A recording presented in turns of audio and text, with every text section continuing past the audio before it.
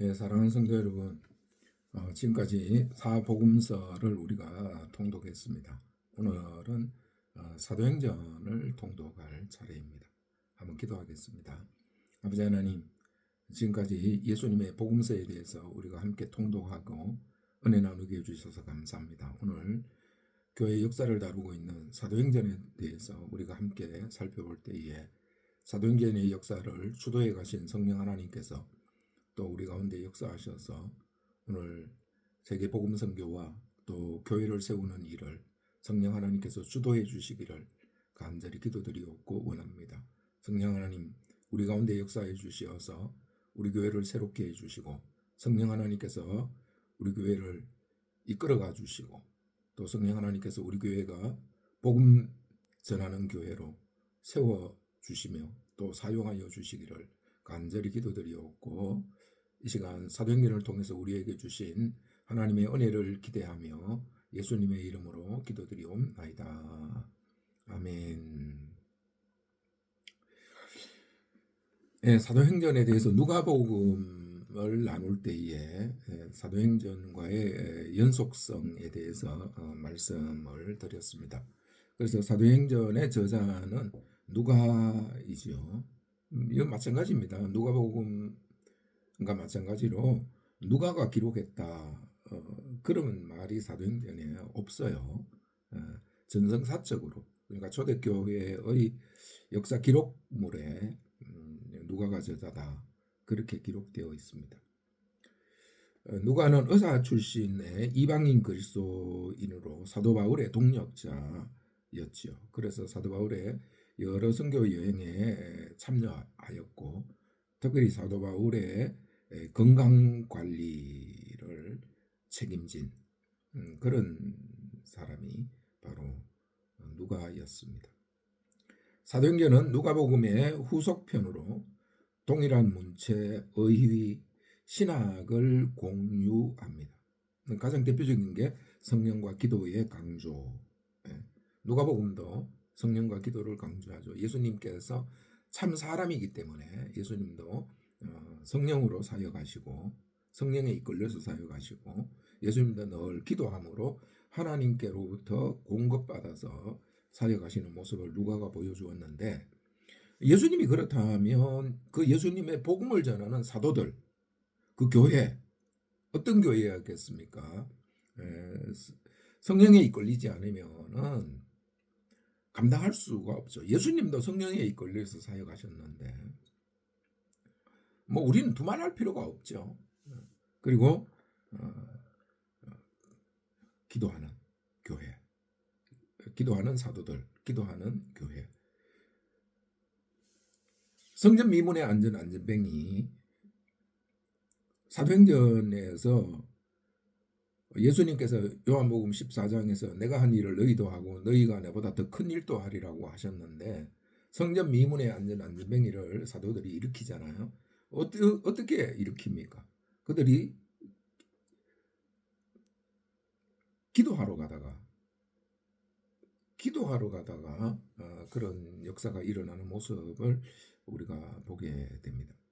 제9시 기도 시간에 6시, 9시, 12시 그러니까 시간을 정해놓고 하루에 3번씩 기도했다 하는 사실을 우리가 알 수 있죠. 따라서 사도행전은 단순한 교회사 기록이 아니라 예수님의 사역이 성령을 통해 교회 안에서 계속되는 구원사의 증언이다. 이게 중요한 말입니다. 예수님의 사역이 성령을 통해서 교회 안에서 교회를 통하여 사도들을 통하여 같은 말이죠. 계속되는 구원사의 증인이다.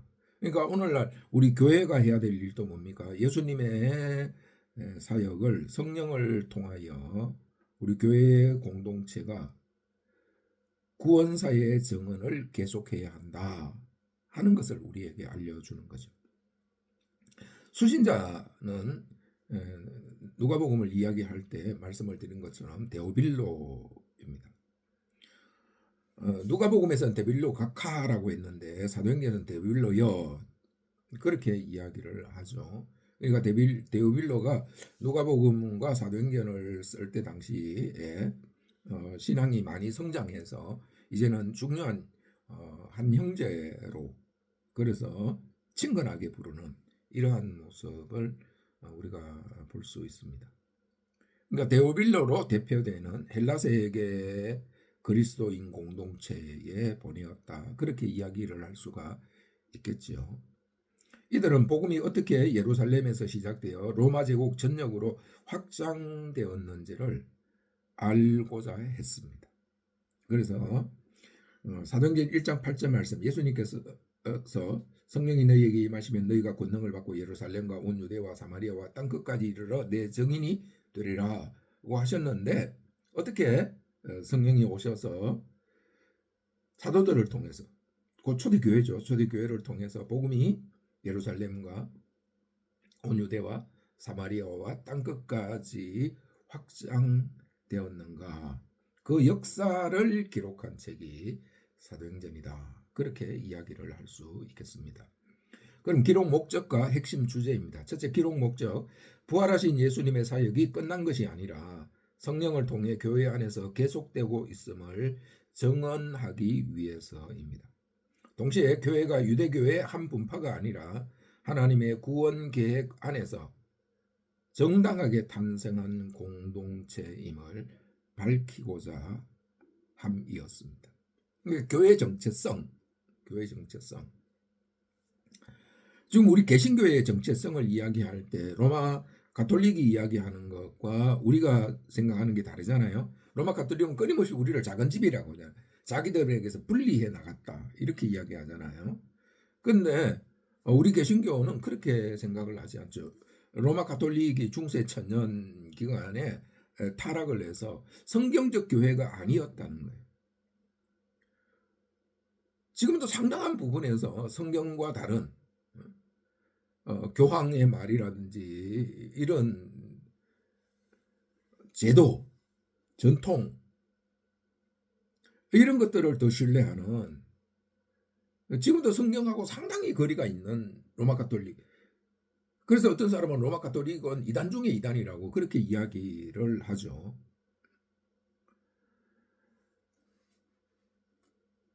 우리는 로마 가톨릭으로서 분리된 것이 아니고 성경으로 돌아간 교회.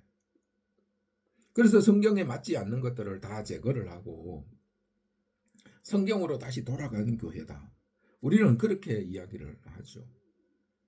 그래서 로마 가톨릭이 규정하는 개신교와 우리가 개신교인들이 생각하는 개신교는 차이가 있죠. 마찬가지예요. 어떻게 보면은 기독교도 유대교의 한 분파라고 이야기를 하거든요. 그러니까 기독교가 유대교에서 나온 것처럼, 분리되어 나온 것처럼, 작은 집인 것처럼, 유대교의 작은 집인 것처럼 그렇게 이야기될 수 있는 거죠. 그런데 사도행전은 예수님을 따르는 그 예수님을 따르는 그 예수님의 가르침과 예수님의 사역으로 인해서 성령의 역사하심으로 예수님을 따르는 공동체, 그게 사실은 이스라엘이었죠. 이스라엘. 그런데 이스라엘이 하나님을 따르는 공동체가 아니죠, 지금. 그래서 하나님께서는 예수님을 통해서 이 공동체를 새롭게 하기를 원하셨는데, 이스라엘이라는 공동체를 새롭게 원하기를 하셨는데 그들이 새로워지지 않으니까 예수님을 통해서, 그래서 새로운 공동체가 탄생하는, 교회 공동체, 새로운 공동체가 탄생하는. 그래서 그 공동체는 예수님이 성령에 이끌리시고 예수님이 기도함으로 하나님과 늘 있었듯이 그 새로운 공동체도 성령에 이끌리시고 하나님과 늘 있다 있는 그런 새로운 공동체의 탄생을 우리에게 이야기해 주고 있죠. 전 특별히 이번에 우리가 누가복음 사도행전을 통해서 교회의 정체성을 이야기할 때에 성령과 기도를 강조하고 있다는 것, 이게 오늘 우리 교회에 너무너무 중요하다. 한국교회 위기를 이야기하고 여러분 우리 교회도 마찬가지입니다. 강단에서 제가 설교하면서 예배를 인도하면서 10년 뒤에 우리 교회가 어떻게 될 것인가. 여기에 예배 자리에 앉아 계시는 분 가운데 10년 뒤에 여기에 앉아 계실 분이 몇 분이나 계실까? 얼마나 계실까? 그거 생각하면 참 암담하거든요. 이러한 때에 우리 교회가 어떤 교회가 되어야 할 것인가. 여러분 우리 성도님들 이번 통독을 하시면서 정말 깊이 좀 생각을 해보시기를 바랍니다.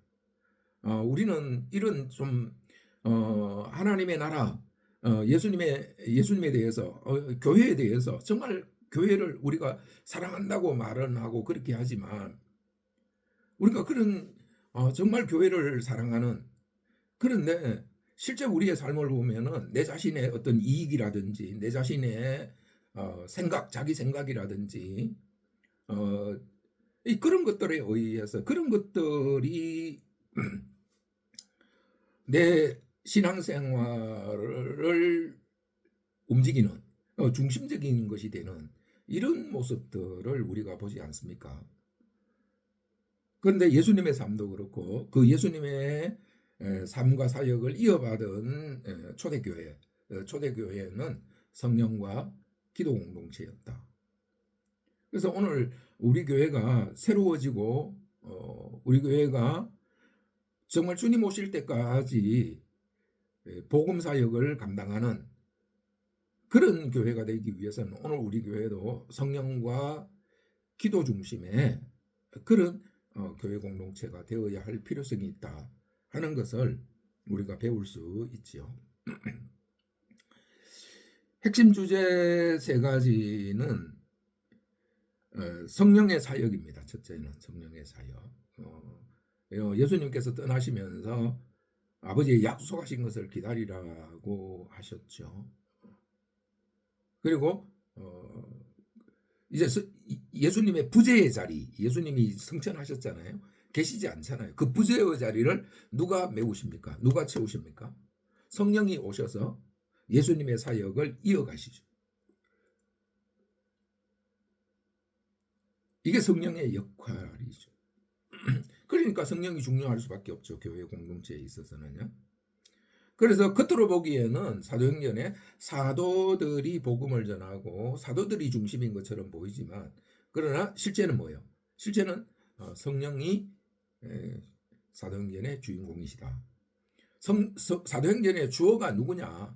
겉으로 보기엔 사도들이에요. 그런데 실제로는 성령이 주어다. 그래서 우리가 사도행전을 읽을 때에 사도들을 주어로 읽어야 할 것인가? 행간을 읽어야 된다고 하잖아요. 행간에 나타나는 분이 누굽니까? 사도행전의 행간에 나타나는 분 바로 성령이시죠. 그래서 성령의 주도적인 사역, 성령의 주도적인 역사, 성령께서 교회를 세우시고 성령께서 복음을 전하셨다. 그렇게 우리가 사도행전을 읽을 수 있어야 합니다. 두 번째는 정인 공동체도 사도들에 의한 정인 공동체죠. 교회가 정인 공동체이죠. 세 번째 복음의 확장입니다. 복음은 유대인으로 해서 이방인으로 지역 유대 땅 그죠? 이스라엘 거기에서 온 세계로 확장되는 그래서 이 세 가지가 사도행전의 핵심적인 주제다. 그렇게 이야기할 수 있습니다. 성령, 사도들, 교회 공동체가 세워지고 그리고 그 교회 공동체를 통해서 복음이 전해지는. 그러니까 복음 전파와 교회는 양면적이에요. 교회가 먼저냐, 복음 전파가 먼저냐. 이게 참 양면적이에요. 이게 긴밀한 관계 가운데 있는 모습을 우리가 볼 수 있습니다. 교회가 세워져야 그 교회를 통해서 복음이 전거되어지고 또 복음이 전거될 때 교회가 세워지고 그죠? 이게 서로 순환적인 그런 관계 가운데 있다 하는 사실을 우리가 알 수 있죠. 구조입니다. 사도행전의 구조는 사도행전 1장 8절이 어떻게 이루어지는가를 우리에게 보여주고 있습니다. 그래서 1장은 서론 부분이고요. 2장에서 7장 예루살렘 교회가 세워지는 거, 8장에서 12장 유대와 사마리아 땅에 복음이 전해져서 교회가 세워지는 거, 그 다음에 13장 이후 땅끝까지 복음이 전해지는 과정을 기록하고 있다 하는 사실을 우리가 알 수 있죠. 여러분, 이 시간 한 곳을 우리가 좀 읽어보았으면 좋겠는데요. 그게 어딘가 하면은 사도행전 8장 1절입니다. 사도행전 8장 1절. 사울은 그가 죽임당함을 마땅히 여기더라. 그날에 예루살렘에 있는 교회에 큰 박해가 있어 사도들 외에는 다 유대와 사마리아 모든 땅으로 흩어지니라. 사도행전 1장 8절에 성령이 임하시면 너희가 권능을 받아서 예수님의 증인으로 예루살렘과 온 유대와 사마리아와 땅끝까지 이르러 흩어질 것이다. 그렇게 말씀하셨어요. 그런데 초대교회가 이게 예루살렘에서 유대 땅으로 넘어가는 것도 사마리아로 넘어가는 게 쉽지 않았어요. 거기에는 많은 장벽이 있었습니다. 초대교회가 그걸 넘어가지 못했어요. 넘어가지 못하자 하나님께서 강제로 넘어가게 하십니다. 그게 뭡니까? 스데반이 순교당하고 초대교회가 핍박을 받아서 사도들만 예루살렘에 있고 많은 성도들이 흩어지는, 살 길을 찾아서 흩어졌는데 사실은 그들이 흩어짐으로 인해서 그들이 흩어진 곳에 가서 그들의 가정이 교회가 되는, 그래서 사도행전 1장 8절이 물리적으로 성취가 되는 하나님의 아주 비상한 방법이죠. 하나님의 비상한 방법. 여러분, 우리가 말씀에 순종하지 않으면 하나님께서는 이렇게 비상한 방법으로라도 하나님의 말씀이 이루어지도록 하신다 하는 사실을 우리가 알 수 있습니다. 저와 여러분은 이런 비상한 방법으로 하나님의 약속이 우리의 삶 가운데 이루어지는 것이 아니라 자발적으로 순종함으로, 자원함으로, 순종함으로 하나님의 뜻이 우리의 삶 가운데 이루어지실 수 있기를 축복합니다. 성경 전체에서의 역사는 복음서와 교회를 잇는 다리 역할, 연골고리 역할을 하죠. 그러니까 서신서를 사실은 사도행전에다가 다 이렇게 집어넣을 수가 있죠, 그죠? 사도행전에다가 그런 역할을 하고 있다. 그렇게 이야기를 할 수 있겠습니다. 사도행전의 특징 7가지입니다. 첫째는 성령 중심의 서사입니다. 서사라는 것은 이야기라는 것이고, 성령 중심으로 복음 전파 사역이 일어나고 있다 하는 것을 우리에게 보여주고 있죠. 그래서 사도 바울은 성령에 매여서, 성령에 이끌려서 예루살렘으로 가는 것도 자기 인간적인 어떤 생각으로, 계획으로 가는 것이 아니고 성령에 이끌려서 내가 가고 있다, 그렇게 말씀하고 있는 것을 볼 수 있습니다. 두 번째는 설교 중심의 역사 기록입니다. 사도행전은 사건보다 사도적 설교를 통해 신학을 해석합니다. 그래서 사도행전에는 특별히 사도 베드로와, 그리고 7장 같은 경우는 스데반의 설교죠. 스데반의 설교. 그리고 후반부에 가면 사도 바울의 설교가 많이 있는 것들을 보게 됩니다. 그래서 그 설교의 핵심은 뭔가 하면은, 설교의 핵심은 주로 예수님의 복음을 전하는 거예요. 예수님의 복음, 예수님의 십자가 사건과 부활 사건을 중심으로 해서 예수님의 복음을 전하고, 그리고 간증설교, 바울 같은 경우는 간증설교를 이제 또 하는 모습을 우리가 볼 수 있죠. 내가 어떻게 해서 예수를 믿게 되었는가, 간증설교를 하는 그런 모습을 볼 수 있습니다. 특히 이제 변증하는 데 있어서 자기 간증을, 내가 이렇게 된 게 아니다. 내가 이렇게 된 거 내 의도가 아니다. 내 인생 계획에는 전혀 이런 게 없었다. 하나님께서 나를 이렇게 변화시키셨다.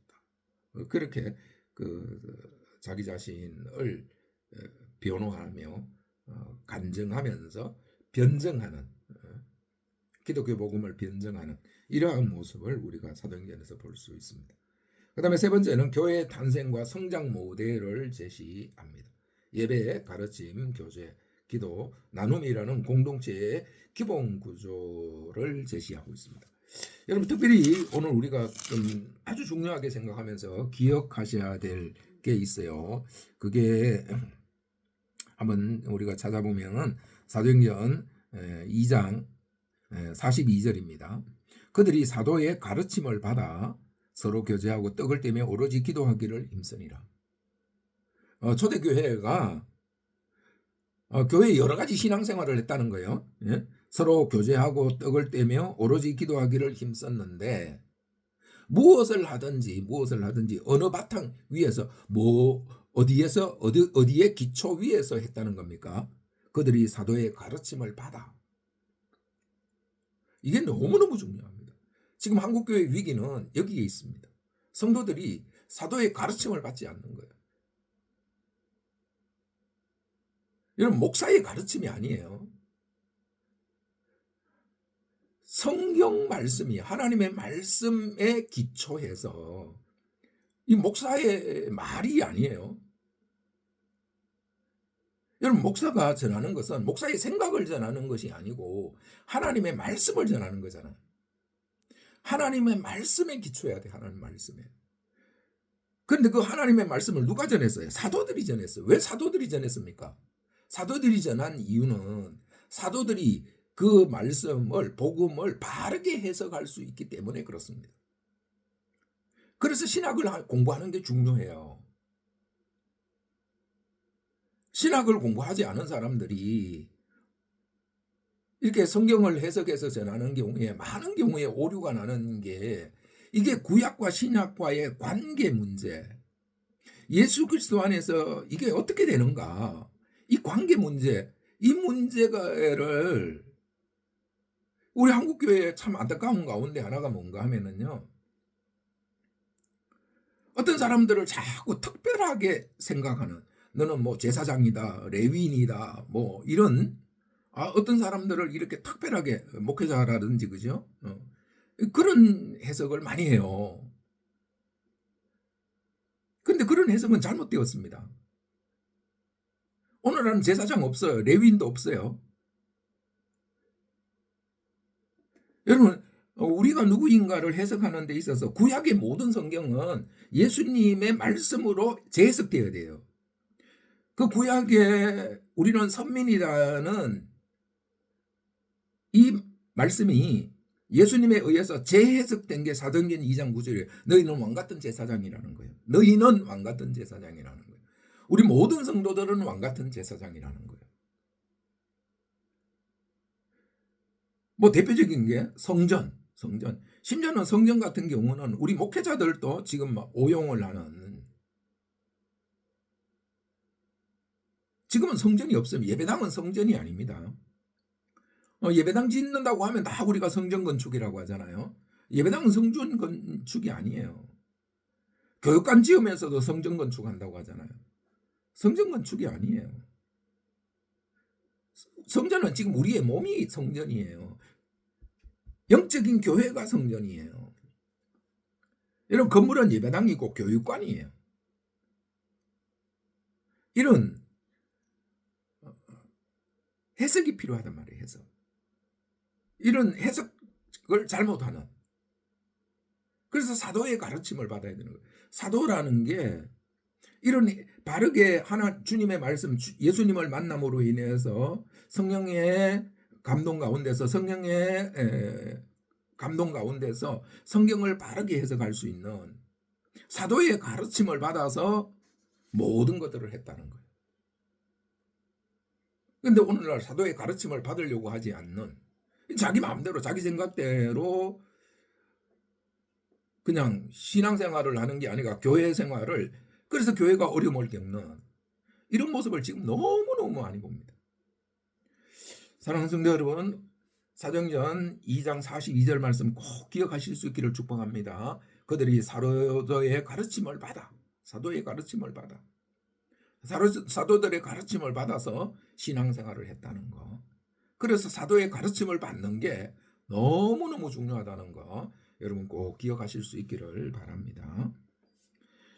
그 다음 네 번째는 박해 속에서 확장되는 복음입니다. 박해는 교회를 무너뜨리지 않고 오히려 선교의 동력이 되었습니다. 왜 그렇겠습니까? 성령께서 역사하시고 또 그 박해 상황을 이길 수 있도록 교회들은 기도하고 기도를 통해서 이 박해를 뚫고 나가는 이런 모습을 볼 수 있습니다. 그러니까 오늘날 교회의 모든 어려움들을 우리가 뚫고 나갈 수 있는 것은 성령의 이끌림 가운데서 기도할 때에 모든 어려움들을 뚫고 나갈 수 있는 겁니다. 사도행전이 그걸 우리에게 보여줘요. 그 다음 다섯 번째, 유대인에서 이방인으로의 전환입니다. 처음에는 복음을 전하는데도 누구에게 집중했습니까? 유대인들에게 집중했어요. 그러다가 이제 이방인에게로 넘어가는. 그래서 사도행전에서 이게 이제 어떤 사건을 통해서 나타나는가 하면 고넬료 사건 10장에 나오는 베드로가 환상 중에 보자기가 하늘로부터 내려왔는데 그 자기 앞에서 펼쳐지는데 보니까 레위기가 먹지 말라고 하는 것들, 부정한 것들이 거기 가득하잖아요. 그래서 먹으라고 하니까 베드로가 나는 부정한 거 못 먹습니다. 그러니까 하늘에서 소리가 울리죠. 하나님이 깨끗하게 한 것을 누가 부정하다고 하느냐. 그 일이 몇 번 반복됩니까? 3번 반복되죠. 3번 반복된다는 이야기는 이게 그만큼 심각한 문제였고 중요한 문제였다는 거예요. 그러니까 확신을 하도록 하기 위해서 3번이나 반복되죠. 3번.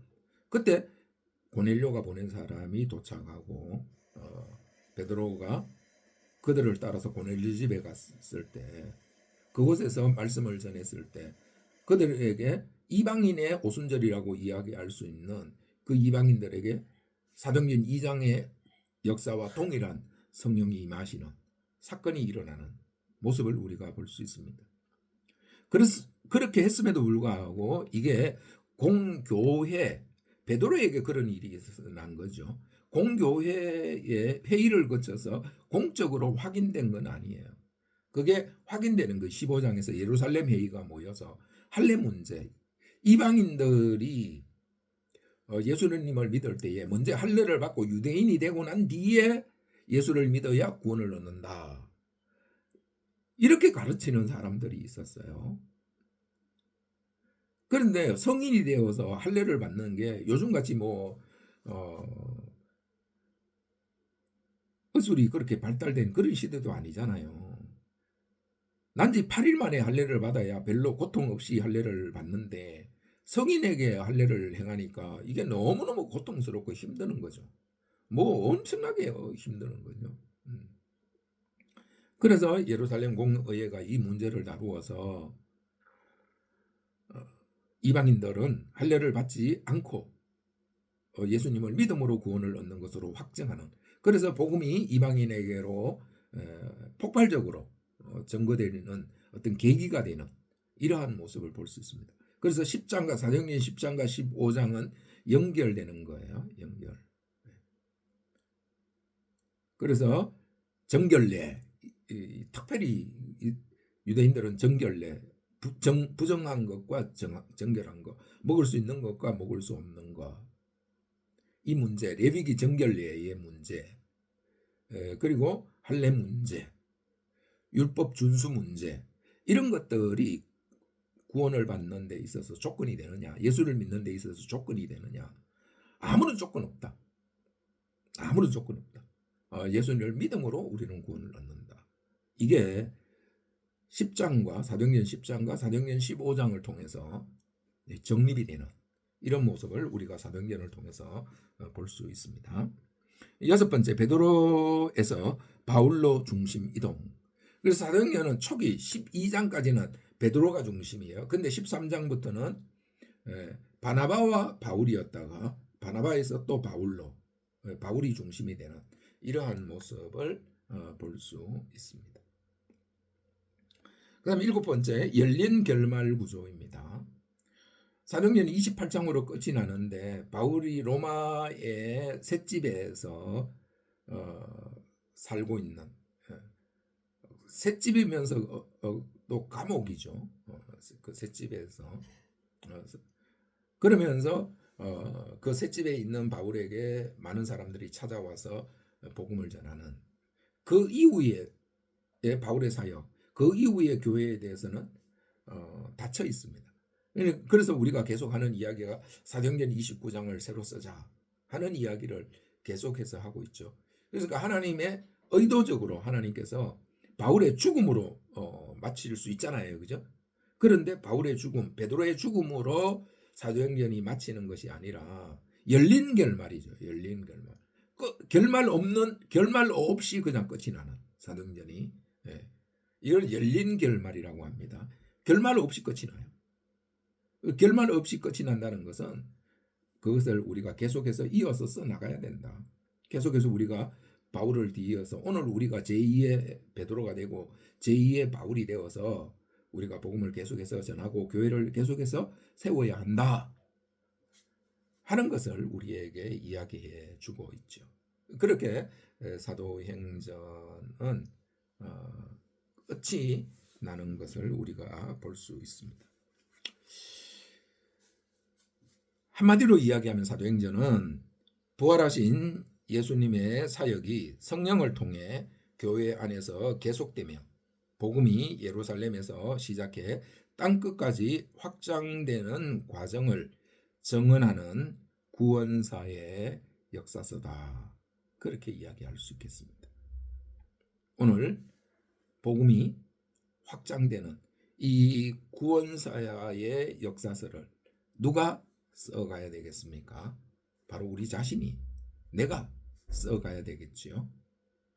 우리 자신이 성령의 역사 가운데서 써가시는 복음의 구원의 역사의 주인공이 되는 그런 은혜가 우리 성도님들에게 있으시기를 축복합니다. 기도하겠습니다. 아버지, 우리 모든 성도님들 사도행전 통독할 때에 성령 하나님께서 임재하셔서 사도들을 통해서 복음이 확장되어서 교회가 세워지고 또 그 교회를 통해서 복음이 더욱 확장되어 갔듯이 또 우리 자신을 통해서 복음이 확장되는 일에 제2의 베드로로 제2의 바울로 쓰임받는 역사 있도록 우리 가운데 은총을 허락하여 주옵소서. 예수님의 이름으로 기도드리옵나이다.